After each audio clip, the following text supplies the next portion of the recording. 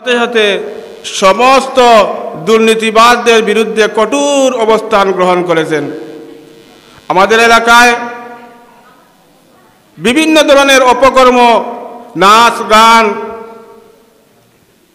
এমনকি বিভিন্ন ধরনের অপসংস্কৃতি এবং বিভিন্ন ধরনের অসামাজিক কার্যকলাপ চলত।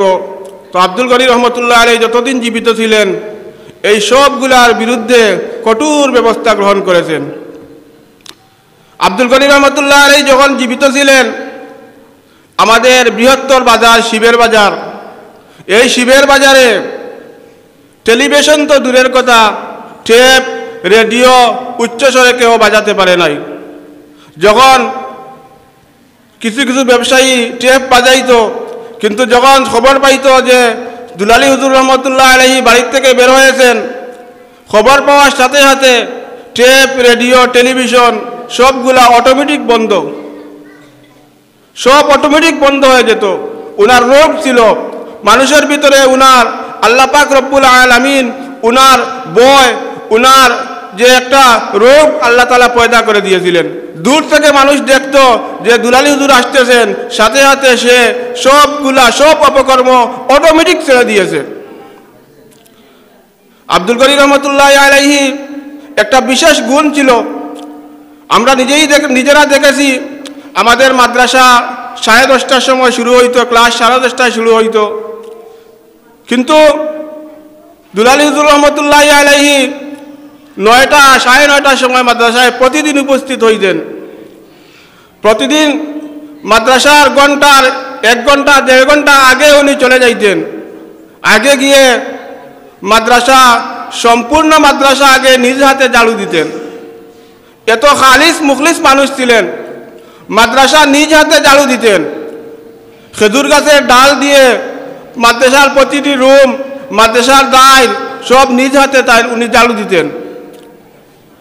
এমনকি যখন নামাজের সময় হয়তো কেউ আজান দিতেছে না, দেখেন দুলালী হুজুর রহমতুল্লাহ নিজেই আজান দিতেছেন, মাদ্রাসার দাঁড়িতে খাড়া হইয়া নিজেই আজান দিতেছেন, নিজেই একামত করতেছেন। উনার ভিতরে কোনো অহংকার ছিল না যে আমি মাদ্রাসার মুহতামিম, আমি আমার আজান দেই কিভাবে। কিন্তু আব্দুল গনি রহমতুল্লাহ আলাইহি উনি নিজেই মাদ্রাসায় গিয়ে আজান দিতেন, নিজেই একামত দিতেন। উনি যতদিন মাদ্রাসায় তত সময় অবস্থান করতেন, কোন উস্তাদ, চাই উস্তাদ ছোট হোক আর বড়, সবের কান খাড়া থাকতো যে দুলালী হুজুর রহমতুল্লাহ মাদ্রাসায় আছেন, এখন আর কোনো ধরনের অবহেলা করার সুযোগ নাই, ক্লাসে অবহেলা করার কোনো সুযোগ নাই। আব্দুল গনি রহমতুল্লাহ আলাইহির জীবনী বলে শেষ করার মতো নয়। আল্লাহ পাক রব্বুল আলামিন যতদিন উনি জীবিত ছিলেন উনার নেতৃত্বে আমাদের এলাকায় চুরি ডাকাতি রাহাজানি এই সবগুলা একবারে শেষ হয়ে গিয়েছিল।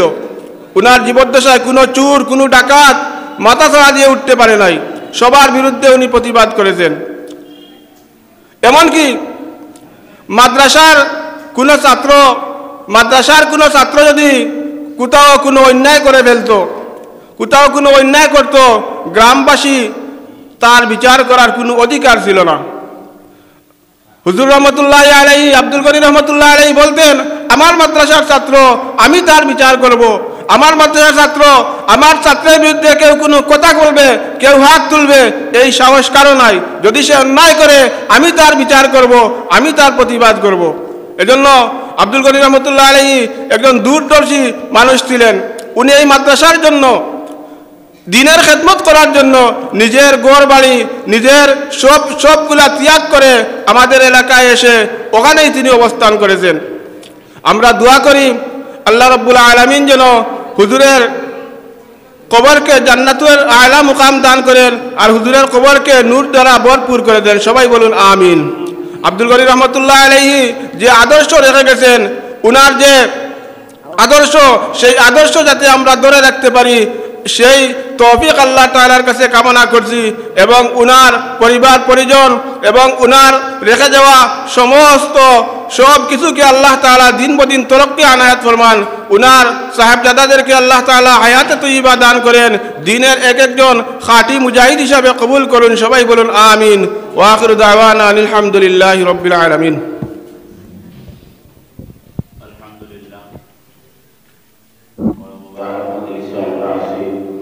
যারা আছেন